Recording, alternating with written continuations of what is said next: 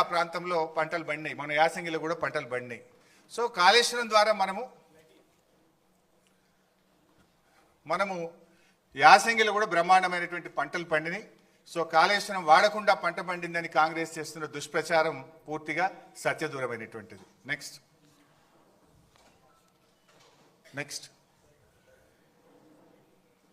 Right. So Kaleshwaram storage capacity Medigadda 16, Annaram 10, Sundilla 8.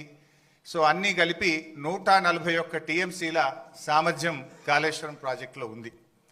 అయితే ఇక్కడ కూడా ఇంకా ముందు ఎక్స్ప్లెయిన్ చేస్తా. అయితే మన తెలంగాణ రాష్ట్రంలో మనకున్న ఒకే ఒక్క పెద్ద రిజర్వాయరు ఎస్ఆర్ఎస్పి. యాక్చువల్గా ఎస్ఆర్ఎస్పి తప్ప మనకు మేజర్గా స్టోరేజ్ కెపాసిటీ లేదు. ఉమ్మడి ఆంధ్రప్రదేశ్లో, తెలంగాణలో కట్టిన కల్వకుర్తి కానీ, నెట్టంపాడు కానీ